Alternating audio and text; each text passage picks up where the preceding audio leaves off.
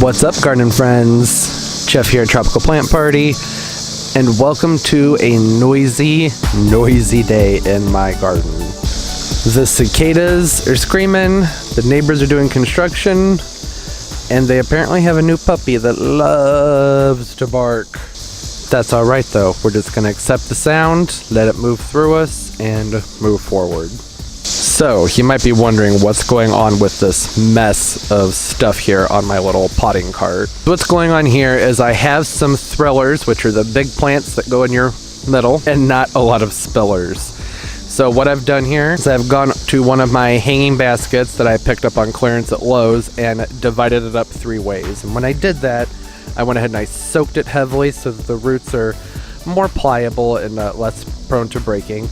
And then I sectioned them off. Went ahead and detangled the plant and pulled them into sections. And it turned out that there were 3 sections and they just pulled right apart. The only downside to doing it this way is that you really have to make sure to go ahead and give these guys a nice rooting fertilizer. And even though these are mostly full sun plants that are going in here, I'm gonna make sure it's in the part sun for a couple weeks while it recovers, just because, you know, the roots have been torn apart. And one of the reasons I decided to use a hanging basket is because they're more full and more lush. Most of the nurseries where I live are already restocking with mums and fall plants, so the hanging basket was about my only option to get nice full petunias. In this case, there's also some verbena and some other things mixed in there as well. The pot I'm using for this has a kind of weathered look to it, so I prefer for those planters to look full right from the get-go, as opposed to needing a little bit more time to fill out. Because the weathered pots just to me look a little bit weird during that 3 to 5 week period when you're waiting for things to fill out, because you're combining something that's supposed to look old with the freshness of the new plants. Doing it this way. The reason I'm using this pot is because it's going to be going inside. That's because one of the plants that's going in here is very special to me, so I wanted to make sure that I have some plants in here that'll do well indoors and both out. I'm doing a combination of things in here so that I can make sure that when I bring this planter inside for the centerpiece, which is the plant I really want to preserve, there's going to be some other things mixed in here that will do well inside, and I can just cut the petunias and the annuals out.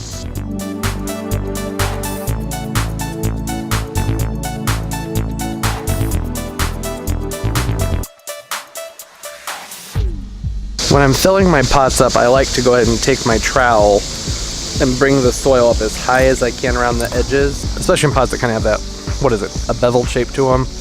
That way it's easier to fill in from just around the sides, so you don't really have to worry about the front quite as much.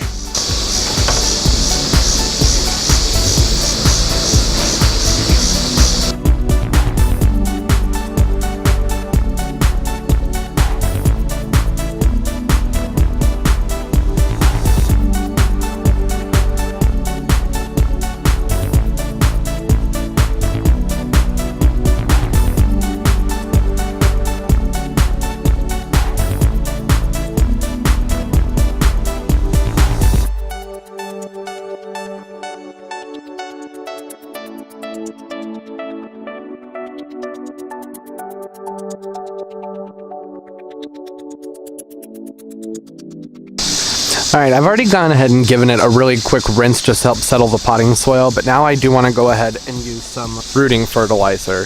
I really like the Fertilome brand. Espoma makes a really good starter fertilizer that's actually pretty cool. Like, you just kind of tip it. It's so easy to measure.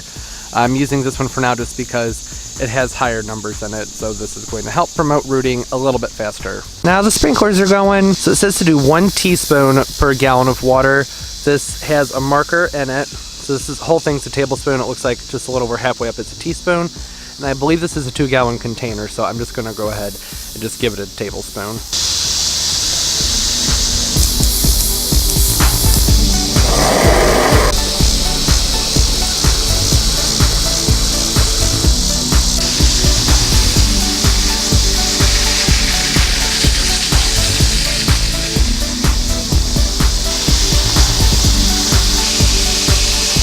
So I know that this probably looks a little bit junky, but that's just sort of the nature of the beast when you have to divide things up to make them work. The Petunia will bounce back in a matter of time. I give it maybe as little as a week and a half to 2 weeks. It's going to look good as new. Normally when things are this long and leggy, I would go ahead and take my clippers and go ahead and give them a good cut back.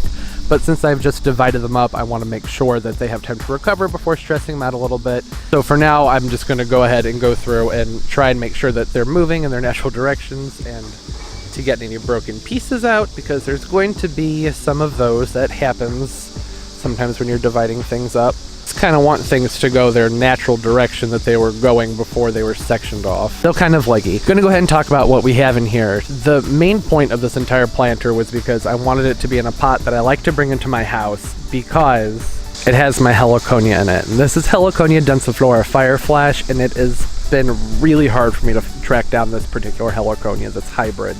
It stays very small, blooms like crazy. It's a great one for inside the house. So in time, in very little time, this Heliconia will take over the entire pot. So I really didn't want to put anything else in here that I was really attached to. For now, this is an assortment type planter, but ultimately this is just going to be a Heliconia with some wandering hue running down the sides. And right next to the Heliconia, I've tossed in this Crossandra. This is the orange marmalade, or the firecracker flower. Everything in this planter will do okay in part sun. I'm gonna have these on the higher end of part sun, so they'll be getting, you know, about 6 hours of light. The orange marmalade stays a little bit smaller, and since it's only going to be in this particular pot for a couple months, I just tossed it in there so that there'd be some color and not just kind of have a flat surface and then these giant Heliconias in the back. And this is a very, very, very short variety of Heliconia. It just, I feel like it would look off balance to not have that there. And I, for one, really like the combination of orange and purple. You don't see it in planters very often. Purples and whites usually go much better together. If you look at a color wheel, orange and purple do not clash. The blue pot, maybe, but I don't think so, because I also love orange and blue. Ultimately, the Crossandra would get 18 to 24 inches high and about 18 inches wide, but that's not going to be happening not this time of year. It doesn't have that much growing season left. And because, like I said, this is going to be a house plant ultimately, at least, you know, fall through spring. So I went ahead and I threw in this Scrappy. This is the purple wandering hue. It's a very common plant, and it's good with like 4 to 6 hours of sun. Filtered sun's usually best.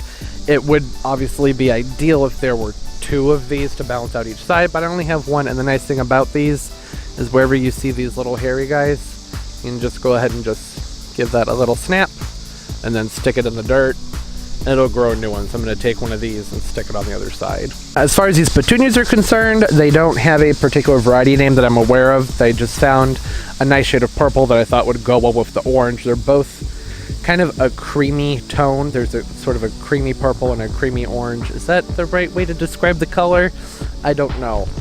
This would also probably be a good time for me to point out that I'm slightly colorblind. Not colorblind. I see shades differently. Pinks and reds and purples and things like that all kind of look the same to me.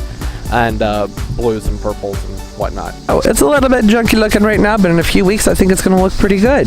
I am most excited about the Heliconia in the back. I can't wait for that to flower and go ahead and talk about the Heliconia fireflash. And that's going to do it for today's video. I hope everybody's doing well. Don't forget to like and subscribe if you already haven't. Comment down below. Let me know if you've grown any Crossandras or this fireflash or the Scrappy, how you divide your pots up and whatnot. I like talking to y'all. Take care now. Keep on growing. Bye-bye.